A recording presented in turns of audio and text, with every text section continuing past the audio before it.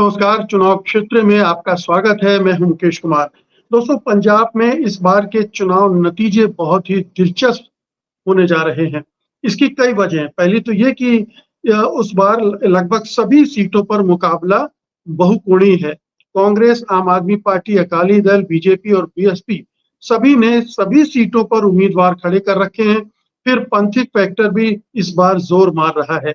पिछले चुनाव में कांग्रेस ने 13 में से 8 सीटें जीती थी, जबकि अकाली दल और बीजेपी को 2-2 और आम आदमी पार्टी को 1 सीट मिली थी। ध्यान देने की बात यह है कि ये अधिकांश सीटों पर जीत का अंतर पिछली बार 2019 में बहुत ज्यादा नहीं था।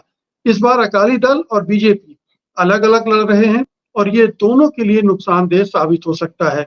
दूसरी ओर दिल्ली में साथ मिलकर लड़ रहे कांग्रेस और आम आदमी पार्टी भी यहाँ आमने-सामने है। बीएसपी का बहुत असर अब इस राज्य में नहीं बचा है, मगर वो वोट कटवा बनकर किसी को भी नुकसान पहुंचा सकती है। इस बार के चुनाव का एक और दिलचस्प कोण ये है कि 2 सीटों पर अलगाववाद समर्थक प्रत्याशी मैदान में हैं और वे काफी हलचल मचा रहे हैं। अमृतपाल सिंह डिब्रूगढ़ जेल में रहकर ही खडूर साहब से चुनाव लड़ रहा है और उसे काफी जन समर्थन भी मिल रहा है। इसी तरह से कट्टरपंथी सिमरनजीत सिंह मान के अकाली दल ने अमृतसर से अपना उम्मीदवार उतार दिया है। ये चुनाव आम आदमी पार्टी की लोकप्रियता की अग्नि परीक्षा है, तो अकाली दल के लिए वजूद बचाने का मौका। कांग्रेस का घोषणा पत्र यहाँ भी काम कर रहा है और उसे दलितों, पिछड़ों और अल्पसंख्यकों का अच्छा समर्थन मिल रहा है। बीजेपी ने विपक्ष के नेताओं को तोड़-फोड़ कर अपनी स्थिति मजबूत करने की कोशिश की है, मगर उसका कितना लाभ उसे मिल रहा है, ये अभी समझना है, इसको आंकना है। हमारे साथ वरिष्ठ पत्रकार जगदीप संधू जुड़े हुए हैं। वे लगातार पंजाब का दौरा कर रहे हैं, तो आइए उनसे पूछते हैं कि वे पंजाब की जमीन पर किस तरह के रुझान देख रहे हैं। जगदीप जी, कार्यक्रम में आपका बहुत-बहुत स्वागत है। शुक्रिया। मोटे तौर पर माहौल बताइए, ये जो पूरा माहौल बना है और खास तौर पर पिछले 3-4 दिन से जो रैलियों का रेला वहां लग गया है, प्रधानमंत्री जा रहे हैं, अमित शाह जा रहे हैं, राहुल गांधी जा रहे हैं, सब लोग वहां गए हैं। क्या माहौल है?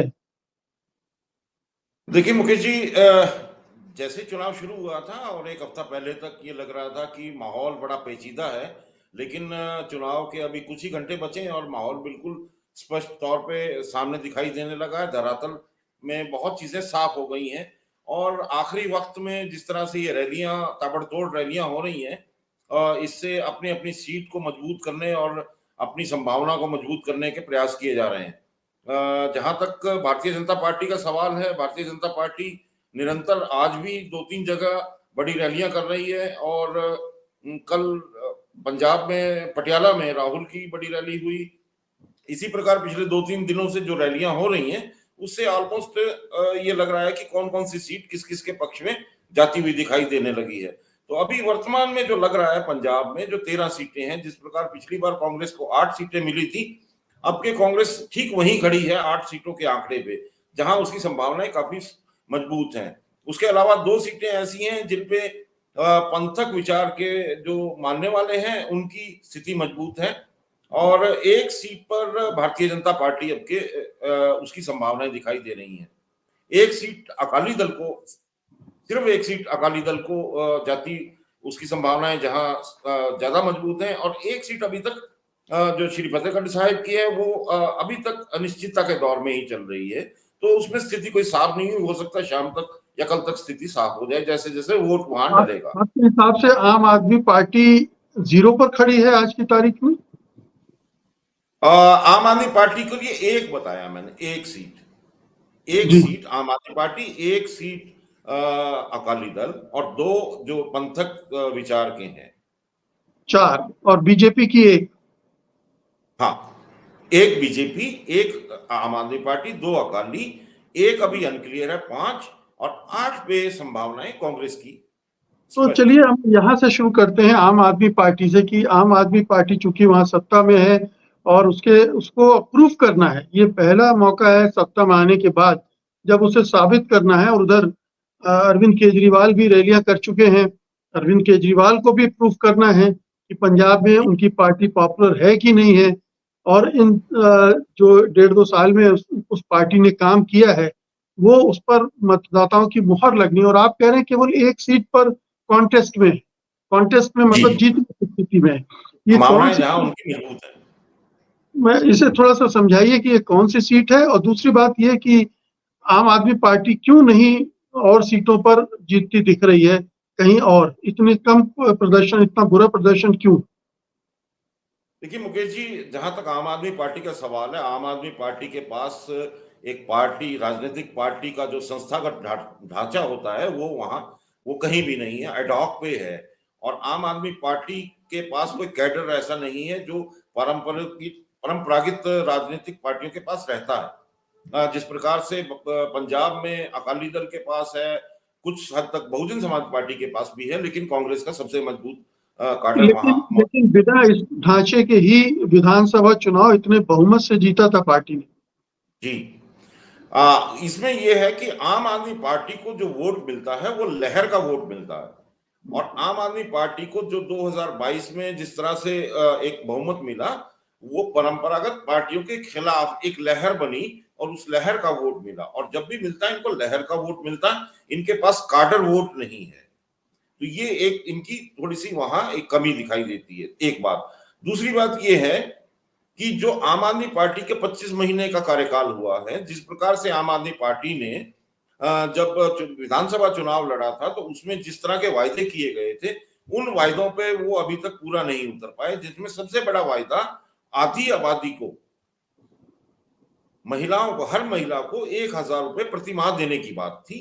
तो ये सबसे बड़ा एक जो उनके जो वोटर हैं या मतदाता हैं, जो महिला मतदाता हैं, वो उनमें अविश्वास की स्थिति है। दूसरी जी। बात जो आम आदमी पार्टी की जो कमी है, वो उन्होंने कहा था कि बेअदबी मामले का इंसाफ हम 30 दिन में कर देंगे, लेकिन वो 25 महीने के बाद जस का तस वहीं खड़ी है स्थितियां, कोई ऐसा काम उस पर नहीं हो पाया है। उसके अलावा बहुत जोर शोर से कहा गया था कि हम पंजाब से नशा खत्म कर देंगे, और सामाजिक स्तर पे पंजाब में जितनी बड़ी समस्या नशे की है, उसका कोई समाधान अभी तक कोई पार्टी कर नहीं पाई है, या किसी भी तरह से प्रशासन या सरकार ने उसमें गंभीर प्रयास नहीं किए। तो वो काफी हद तक पंजाब में एक मुद्दा है, जिसको धरातल पे नहीं लाया जाता, या पार्टियां अपने स्तर पे नहीं लाना चाहती, लेकिन वो एक मुद्दा चुनाव में समानांतर तौर पर बना हुआ क्या एक बड़ी समस्या आम आदमी पार्टी के पास ये भी रही कि उसके पास अच्छे कैंडिडेट नहीं थे, है। जी। जिसकी वजह से वो फाइट में नहीं है?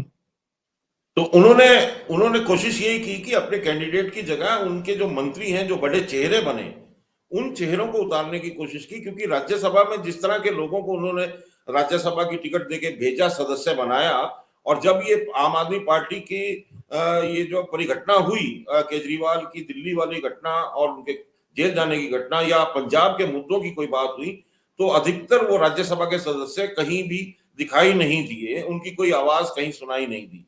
तो आम आदमी पार्टी के लिए बड़ा संकट है कि उनको सशक्त चेहरे ऐसे नहीं मिले, तो उन्होंने अपने जो कैबिनेट मंत्री हैं उन्हीं पे दांव खेला है, ताकि वो लोगों में जा चुके हैं, घूम चुके हैं, और उन पे लोगों का कहीं किसी स्तर पे विश्वास होने की संभावना है। तो इसलिए आम आदमी पार्टी के पास उस तरह के चेहरे बड़े नहीं हैं, या उस तरह के बड़े नेता नहीं हैं जो एक लोकसभा के चुनाव में खड़े किए जा सके। जी। अब आते हैं बीजेपी पर। बीजेपी जी। ने पिछली बार 2 सीटें जीती थी। एक तो जी। होशियारपुर की जीती थी और दूसरी गुरदासपुर। गुरदासपुर की। 2 सीटें जीती थी। तो जी। उन 2 सीटों में क्या स्थिति है, और क्या कोई तीसरी सीट पर बीजेपी ज्यादा अच्छा करती दिख रही है? नहीं, देखिए गुरदासपुर की जो सीट थी वो पिछली बार सन्नी देओल ने जीती थी, और उसके बाद से सन्नी देओल को वहां ढूंढते रहे लोग, और अभी तक उनका कोई अता पता नहीं है। और इसके बाद अब भारतीय जनता पार्टी ने उस अपनी क्षति को आंकते हुए दिनेश कुमार बब्बू को वहां टिकट दी है, जो सुजानपुर के विधानसभा से विधायक भी रहे हैं और एबीवीपी के कार्यकर्ता भी रहे हैं। और भारतीय जनता पार्टी ने अन्य स्थानों पे, जहां होशियारपुर में एक जीत प्राप्त की थी, वहां उनके कैंडिडेट अब के वही हैं, अनिता सोम प्रकाश, जो सोम प्रकाश की धर्मपत्नी है। और उसके अलावा भारतीय जनता पार्टी ने कोशिश की कि अपने कुछ लोगों को खड़ा किया जाए, और बहुत से प्रत्याशी उन्होंने दिए हैं, लेकिन उनकी कोई विशेष पहचान पंजाब की राजनीति में या पंजाब के उस राजनीतिक धरातल पे नहीं है। तो इसलिए उसकी संभावनाएं, भारतीय जनता पार्टी की संभावनाएं प्रत्याशियों के तौर पे काफी जगह पे क्षीण है। लेकिन बीजेपी ने 2 दल बदलुओं को टिकट दिए, लुधियाना और जालंधर से। उनकी स्थिति कैसी है? क्या वो बीजेपी में जाने के बाद ठीक ढंग से लड़ पा रहे हैं? क्योंकि पंजाब में बीजेपी के खिलाफ बहुत जबरदस्त माहौल बना हुआ है। क्या इस सूरत में बीजेपी वहां 1 आध 2 सीटें निकालने की स्थिति में है? पहले तो इन दोनों सीटों पर क्या स्थिति है? देखिए, जहां तक लुधियाना की बात है, रवनीत सिंह बिट्टू ने अपने अवसर को भुनाने की कोशिश की और भारतीय जनता पार्टी में गए। रवनीत सिंह बिट्टू के बारे में ये कहा जाता है कि वो 10 साल से सांसद हैं और अब पिछले 5 सालों से लुधियाना के अंदर सांसद थे। तो लुधियाना की जितनी भी समस्याएं हैं उनके लिए रवनीत सिंह बिट्टू कहीं उपलब्ध नहीं होते दिखाई दिए आम जनता को।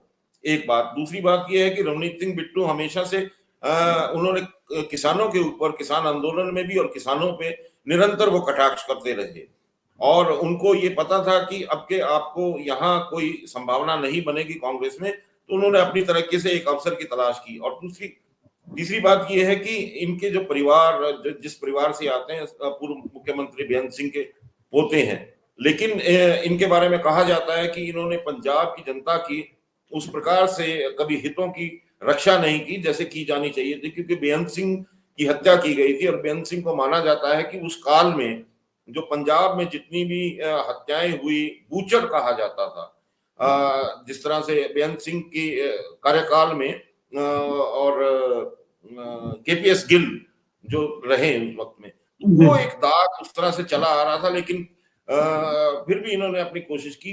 अब लुधियाना में जहां तक इनको लगता था कि प्रवासी लोग बहुत हैं, 34% के करीब लुधियाना की आबादी में प्रवासियों का वहां दखल है। हाँ, और इनको ये लगता था कि राम मंदिर के बन जाने के बाद ये प्रवासी जितने भी हैं, जो उत्तर प्रदेश, बिहार, उड़ीसा वगैरह से आए हैं, जो श्रमिक वर्ग हैं, जो कामगार लोग हैं, उनका जो बड़ा वोट है, प्लस इनको जो हिंदू वोट है लुधियाना में, जो महाजनी वोट जिसको बोलते हैं, जो बनिया पंजाबी लॉबी का है, खत्री है, उसमें अरोड़ा है और भी हैं, तो ये भी इनके साथ मिलके इनको एक अच्छी सुविधा मिल जाएगी और इनकी सीट निकल सकती है। लेकिन ये वहां चूक कर गए। और इसको मैं बताना चाहूंगा कि पंजाब में जिस प्रकार से भारतीय जनता पार्टी ने हिंदू वोट को कंसोलिडेट करने की कोशिश की है, तो हिंदू वोट में उतनी ही गहरी पैठ हमेशा से कांग्रेस की भी रही है और पंजाब का हिंदू अपने आप को परंपरागत रूप से कांग्रेसी ही मानता रहा है। तो इस प्रकार से ये जो वोट का विभाजन होगा, उससे इनको उतना लाभ होता दिखाई नहीं दे रहा। और इसके अलावा मतलब लुधियाना में बहुत उम्मीद नहीं कर सकती है कांग्रेस। जालंधर में भी देखिए, जो चन्नी किस तरह की फाइट दे रहे हैं? चन्नी पूर्व मुख्यमंत्री को उतारा है कांग्रेस ने जी। जालंधर में जो भारतीय जनता पार्टी में सुशील कुमार रिंकू अभी बने हैं, इनको आम आदमी पार्टी ने पहले वोट डिक्लेयर कर दिया था, लेकिन इन्होंने छोड़ के फिर भारतीय जनता पार्टी में चले गए। और जो भारतीय जनता पार्टी से बने हैं वो पवन कुमार टीनू, उनके बारे में कहा जाता है कि वो अवसर के साथ कभी भी पार्टी बदल लेते हैं। वो बीएसपी से आए और फिर आम आदमी पार्टी में आए और अब वो अपना भाग्य आजमा रहे हैं। लेकिन वहां चन्नी के कांग्रेस में के एक बड़े नेता के रूप में वहां आने से एक स्थायित्व जरूर लगता है और ये इसलिए उनको वहां एक एज है। और जो जालंधर का वोटर है, जालंधर के वोटर में भले ही वहां हिंदू संख्या ज्यादा है, लेकिन फिर भी ये माना जाता है कि वो बड़ा लाभ तोड़ के अपने लाभ के लिए और उसके साथ जाता है। और अब के बार लगता है कि इसी वजह से जो एक स्थायित्व की बात है चन्नी के साथ जो जुड़ी हुई है, उसके लिए वो चन्नी उनको वहां एज मिलता है। और जालंधर सुरक्षित सीट है और इस समय दलित पिछड़े जो है आरक्षण संविधान की वजह से कांग्रेस की तरफ झुक रहे हैं, तो सुरक्षित सीट में ये एक जालंधर में और एक होशियारपुर में ये ज्यादा मात्रा में है, ज्यादा संख्या में है। ये दोनों ही आरक्षित सीटें मानी जाती हैं जी। तो आप किस सीट की बात कर रहे हैं? बीजेपी को कौन सी सीट मिल सकती है? बीजेपी की संभावनाएं होशियारपुर सीट पे कुछ अच्छी हैं। और क्योंकि वहां से सोम प्रकाश पहले जीते हुए हैं और उनकी पत्नी अभी वहां दोबारा चुनाव लड़ रही है, और उसमें कांग्रेस से आए हुए आम आदमी पार्टी के जो हैं राजकुमार चब्बेवाल हैं, और कांग्रेस से अनिता गौमर हैं। लेकिन ऐसा कहा जाता है कि वो जो कॉन्स्टिट्यूएंसी है, उस कॉन्स्टिट्यूएंसी में जो रविदासिया भाईचारा है और जो अन्य भाईचारे हैं दलित समाज के, वो भारतीय जनता पार्टी की तरफ थोड़ा झुकाव रखते हैं, और हिंदू वोट वहां काफी मात्रा में, तो इसलिए वहां संभावनाएं भारतीय जनता पार्टी की दिखाई देती हैं। हाँ, लेकिन अब ये जो पूरा चेंज हुआ है संविधान और आरक्षण की वजह से, उससे रविदासिया समुदाय भी अपना पाला बदल रहा होगा, अपने दिशा बदल रहा होगा। जी, हो सकता है ऐसा हो, कुछ भाग उन रविदासीय समुदाय का जाए। लेकिन वहां डेरों का भी काफी प्रभाव है, और जो डेरे के जो बड़े लोग हैं, जो गुरु हैं, उनके पास भारतीय जनता पार्टी के प्रधानमंत्री भी गए और अन्य लोग भी गए, तो हो सकता है कि उस तरह के प्रभाव के कारण वो अपनी संभावनाएं तलाश रहे हैं, और लगता है कि वहां इस तरह की संभावनाएं उनके पक्ष में ज्यादा है। जी, यहाँ केवल 48,000 वोटों से फैसला हुआ था। जी इस कंस्टिट्यूंसी में ये मार्जिन सफिशिएंट है वोटों के हिसाब से, या आपको लग रहा है कि ये बड़ा क्लोज कॉन्टेस्ट होगा? नहीं, क्लोज कॉन्टेस्ट था वहां, और अभी भी क्लोज कॉन्टेस्ट है, लेकिन मैंने कहा ना कि संभावनाएं थोड़ी ज्यादा लगती हैं भारतीय जनता पार्टी की वहां जी, पे, एक सीट पे। जी। अब अकाली दल, कौन सी जी एक सीट है जहां से अकाली दल की हालत इतनी खराब है? जब ये बीजेपी के साथ मिलकर लड़ते हैं तब तो चलो ठीक है, कुछ दोनों के लिए गुंजाइश उम्मीदें बन जाती है। तो अलग अलग लड़ रहे हैं तो उससे बीजेपी को कितना नुकसान हो रहा है, और अकाली दल की स्थिति क्या बन रही? देखिए, अकाली दल और बीजेपी पंजाब में हमेशा एक दूसरे के साथी रहे, भाईवाल जिसको कहते हैं रहे, और शहरी और कस्बाई हिंदू वोट अकाली को मिल जाती थी, और जो ग्रामीण वोट थी वो भाजपा के कैंडिडेट को मिलके, इस तरह से ये कॉम्बिनेशन बन के इनके कुछ प्रत्याशी जीत जाते थे। लेकिन अधिकतर लाभ भारतीय जनता पार्टी को ही हुआ अकालियों के साथ रहने से। अब अकालियों के साथ क्या हुआ कि जब भारतीय जनता पार्टी के साथ रहे और 3 काले कानून आए, उसके बाद अकालियों की जो स्थिति बनी, क्योंकि इन्होंने उन कानूनों की सबसे पहले प्रस्तावना भी, एक तरह से प्रशंसा भी की, और उसको समझाने की भी कोशिश की और भारतीय जनता पार्टी का साथ दिया। लेकिन बाद में उन्होंने जब देखा कि एक बड़ा आंदोलन खड़ा हो गया है, तब इनको एहसास हुआ कि इनकी पंथक वोट या वो कृषि समाज जो इनका परंपरागत वोटर था, उसमें एक बड़ी सेंध लग सकती है और इनका पूरा धरातल खिसक सकता है। तो इन्होंने पलटी मारी और उसको बाद में भारतीय जनता पार्टी से ही अलग हुए। तो अब जो है भारतीय जनता पार्टी अलग लड़ रही है, उनके पास हिंदू वोट है, वो शहरी और कस्बाई क्षेत्रों में है, और उसी में कांग्रेस को भी शेयर लेना है, उसी में आम आदमी पार्टी को भी शेयर लेना है। तो एक तरह से उनकी उस तरह से संभावनाएं कुछ कम होती हैं। लेकिन जहां तक ये वोट बैंक जो कृषि क्षेत्र का था, जो पंथक था, वो अकाली दल का बड़ा एक सॉलिड वोट बैंक था। लेकिन अब जो है, उस कृषि आंदोलन के बाद इनका जितना विरोध हो रहा है गांव गांव में, जगह जगह पर, तो उसकी वजह से इनका, अच्छा, फिर बेअदबी के मामले में जो इंसाफ नहीं किया इन्होंने, प्रकाश सिंह बादल के समय में जो बेअदबी हुई, उसका इंसाफ नहीं हुआ। उसके बाद इनके ही परिवार में विक्रमजीत सिंह मजीठिया जो हैं, मांझा के बड़े लीडर, उन पे जिस तरह से ड्रग मामलों में उनके नाम आए, तो ये बहुत से ऐसे फैक्टर हैं। और फिर इनकी आपसी कलह, अकाली दल की आपसी कलह, जिसमें अभी आप देखेंगे कि सिकंदर सिंह मलूका, जो आप बठिंडा के बहुत बड़ा चेहरा है अकालियों का, अब उनकी पुत्रवधू जो है वो भारतीय जनता पार्टी की टिकट पर लड़ रही है अकालियों की तरफ से। उन्होंने कल एक वीडियो जारी किया जिनमें उन्होंने बड़ा प्रशंसा गान नरेंद्र मोदी जी का किया। तो उधर बिरसा सिंह बल्टोहा जो खडूर साहब से इन्होंने उतारा है, तो उनकी और आदेश प्रताप सिंह जो इन्हीं के परिवार के सदस्य हैं, उनकी आपस में तनातनी रहती थी, उसके चलते आदेश प्रताप को निकाला गया। इसी तरह संगरूर में जो, मतलब मालवा में दूसरा बड़ा नाम है सुखदेव सिंह ढींडसा, उनको ये बताया गया कि आपको अब की बार टिकट दी जाएगी, लेकिन वहां टिकट नहीं दी गई। तो ये आपसी जो इनकी खटक है, रस्साकशी है, और लड़ाई है, उसकी वजह से अकाली अपना पूरा धरातल खो चुके हैं और उसी की वजह से जो अकाली वोटर जो बचा हुआ था इनके साथ, उसको भी बड़ा संशय हो गया कि आगे इसका भविष्य क्या होने वाला है। तो इसलिए अकाली उस तरह से अब उतने मजबूत वहां नहीं दिखाई देते। जी, अभी आपने चर्चा की कि 2 ऐसे कैंडिडेट हैं जिनका संबंध अलगाववादी राजनीति से, कट्टरपंथी राजनीति से है और वो एक तो खडूर साहब है, एक अमृतसर, 2 जगहों से वो चुनाव लड़ रहे हैं। सॉरी? फरीदकोट है वो। फरीदकोट से। फरीद जी, ठीक है, फरीदकोट से। इन दोनों जी। की स्थिति क्या है? कितना चैलेंज दे पा रहे हैं? क्या जीतने की स्थिति में है? देखिए, जहां तक खडूर साहब की बात है, अमृतपाल का वहां खड़ा होना और अमृतपाल का उस तरह से जो घटनाक्रम रहा वो सारा देश जानता है। और अचानक वो आए और उन्होंने पंजाब में एक ना पंथिक जो समस्याएं थी, जो इनकी सामाजिक समस्याएं थी, उसमें जैसे उन्होंने सबसे पहले चीज उठाई नशे की और उसके बाद उन्होंने उठाई कि समाज जो हमारे पलायन के विषय हैं उसके लिए जो सामाजिक उनकी समस्याएं उनके निदान कहीं नहीं हुए। वो कोई भी व्यक्ति वैसी चीजें या वैसे समस्याएं उठा सकता है या उनके बारे में बात कर सकता है।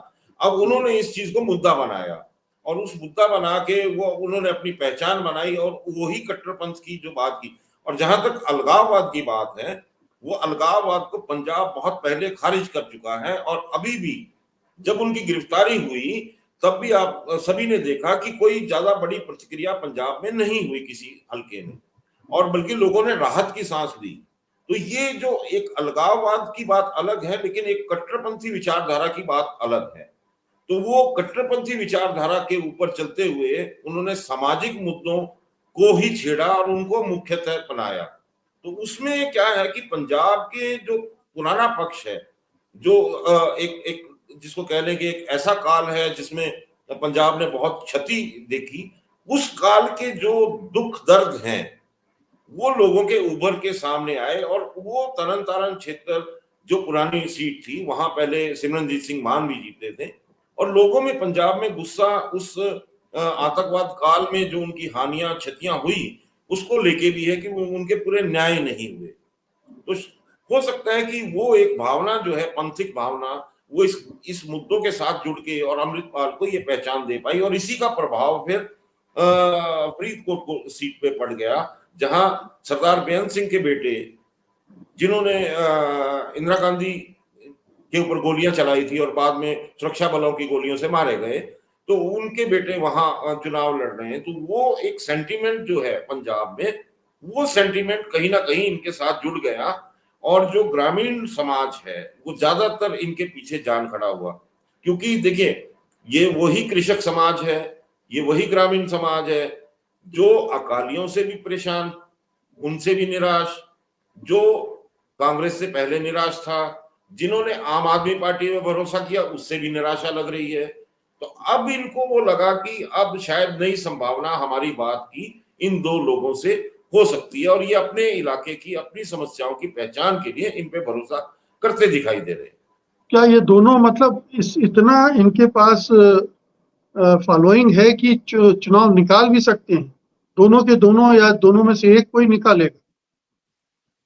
जी, ये लग ऐसा रहा है। हालांकि ये संसाधनों के बात करें तो संसाधन इनके व्यक्तिगत तौर पे तो ऐसे कुछ है नहीं और ये कोई बड़े पूंजीपति नहीं है, साधारण व्यक्ति हैं और इनको जो समर्थन मिल रहा है वो आम लोगों का समर्थन मिल रहा है, लोगों का गांव में समर्थन मिलना शुरू हो गया है और ये फिनोमिना पिछले एक हफ्ते से ज्यादा शुरू हुआ है जब किसानों के विरोध दोनों ही जगह पे। अब लालजीत भुल्लर जो खडूर साहब से आम आदमी पार्टी के हैं, लालजीत भुल्लर ट्रांसपोर्ट मिनिस्टर है पंजाब के, उनके 2-3 इस तरह की कार्य रहे जिसमें लोगों की प्रतिक्रिया बहुत रही, है ना।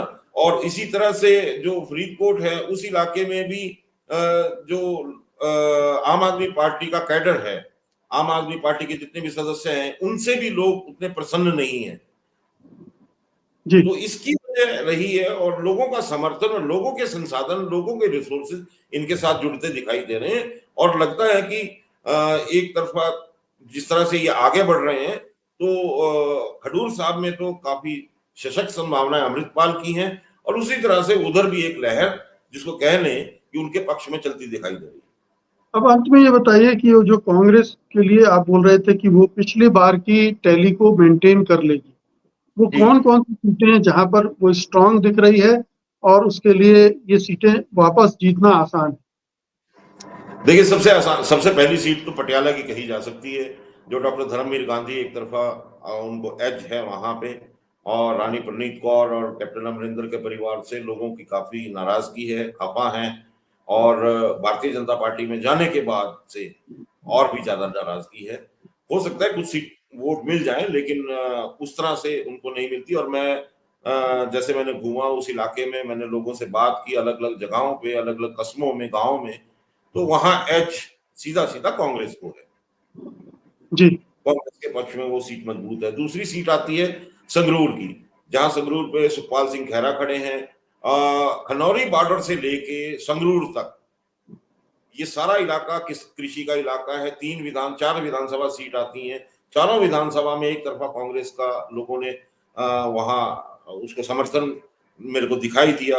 और जो दूसरी सीटें हैं, जो संगरूर हल्के में, जैसे मलरकट कोटला है, धुरी है, तो वहां भी मिक्स कांग्रेस का प्रभाव है, तो ये भी सीट उनकी पक्ष में जाती लग रही है। तीसरी सीट मैंने बताया लुधियाना की है, चौथी सीट जालंधर की है, पांचवी सीट गुरदासपुर की है, जहां सुखविंदर सिंह रंधावा खड़े हैं, और सुखविंदर सिंह रंधावा के सामने दिनेश कुमार बब्बू गुरदासपुर में, जो मैंने पहले ही बताया था, वहां भी उनकी स्थिति बहुत मजबूत है, क्योंकि सुखविंदर सिंह रंधावा कांग्रेस की तरफ से राजस्थान के प्रभारी भी रहे। उसके बाद अमृतसर की सीट भी गुरजीत सिंह औजला के पक्ष में काफी आगे दिखाई देती है, क्योंकि वहां जो मुकाबला है भारतीय जनता पार्टी से तरनजीत सिंह संधू को लाया गया है, जो पूर्व राजनयिक रहे। हालांकि उनका परिवार की एक बड़ी विरासत रही, लेकिन उतना वो कभी काम नहीं किया। उसके बाद आम आदमी पार्टी से कुलदीप सिंह धालीवाल हैं। कुलदीप सिंह धालीवाल भी अपने मंत्रीकाल में उतनी सशक्त काम नहीं कर पाए, हालांकि पंचायत मंत्री हैं और बहुत सी चीजें, कंट्रोवर्सीज भी उनके साथ रही। तो इस तरह से अकाली दल से अनिल जोशी हैं, जो शायद अच्छा मुकाबला गुरजीत सिंह औजला के लिए देंगे। और उसके बाद आती है फिरोजपुर की सीट। फिरोजपुर की सीट में जो अभी वर्तमान में कांग्रेस से शेर सिंह गुबाया है। शेर सिंह गुबाया अकाली दल से 2 बार वहां सांसद रह चुके हैं, लेकिन अब के वो पिछली बार सुखबीर बादल के वहां सीट लड़ने की वजह से नाराज होकर कांग्रेस में चले गए थे। अब की बार वो कांग्रेस से लड़ रहे हैं। उनका बहुत बड़ा आधार वहां बताया जाता है। उनके सामने पक्ष में भारतीय जनता पार्टी के राणा गुरजीत सिंह सोढ़ी आगे खड़े हुए हैं, जो कांग्रेस में रहे हैं और कैप्टन अमरिंदर के बहुत विश्वसनीय माने जाते थे, और वो बड़े साथी भी रहे हैं। लेकिन उनके उतना ज्यादा आधार भारतीय जनता पार्टी का, क्योंकि फिरोजपुर भी किसानों का बहुत बड़ा आंदोलन और एक इलाका है, और वहाँ हिंदू वोटों के सहारे वो चल रहे थे, लेकिन वहाँ की जो रायसिक बिरादरी है वो गुबाया की तरफ ज्यादा बढ़ती हुई दिखाई दे रही है। और ये जो 8 सीटें हैं, उसके बाद आनंदपुर साहब की सीट आ जाती है। आनंदपुर साहब में विजय इंदर सिंगला जी गए हुए हैं, जो बेसिकली संगरूर से थे, लेकिन वो लगता है क्योंकि वो सीट पहले कांग्रेस के मनीष तिवारी जीत सके, उससे पहले रवनीत बिट्टू ने जीती थी, लेकिन विजय इंदर सिंगला के लिए वहां संभावनाएं काफी बेहतर दिखाई दे रही हैं, बताई जाती हैं, क्योंकि वहां भाजपा से, आम आदमी पार्टी से मालविंदर कंग जो है, जो पहले भाजपा के प्रवक्ता रहे, वो वहां एक उम्मीदवार है, लेकिन लगता नहीं कि उतनी सशक्त तरीके से वो अपने पूरे 9 की 9 विधानसभाओं को बांध पाएंगे। तो ये जो 8 सीटें हैं, इन 8 सीटों पे कांग्रेस की संभावनाएं बहुत तीव्र हैं, बहुत मजबूत हैं। उसके बाद अमृतपाल के खडूर साहब हो गए, फरीदकोट में सरबजीत खालसा हो गए, बठिंडा में अकाली दल की जो सीट है, जिसमें हरसिमरत कौर बादल लड़ रही हैं, लेकिन यहाँ भी स्थितियां हरसिमरत के लिए उतनी आसान नहीं रहेंगी, और यहाँ मार्जिन अब के बहुत कम होने वाला है, बहुत पिछली कम बार भी होने वाला है। बहुत कम मार्जिन से जीत पाई थी हरसिमरत। हाँ, और अब की बार भी वही स्थितियां हैं, क्योंकि यहाँ 4 कोणीय मुकाबला बना हुआ है, और हो सकता है कि यहाँ से आम आदमी पार्टी के खुडियां की कोई संभावना आखिरी समय में, आखिरी दिन में कहीं बन जाए, या उनके पक्ष में कोई ऐसी बात उठ जाए, तो शायद वो संभावना भी ऐसी बन सकती है। उसके अंत बाद एक में ही जी, जी।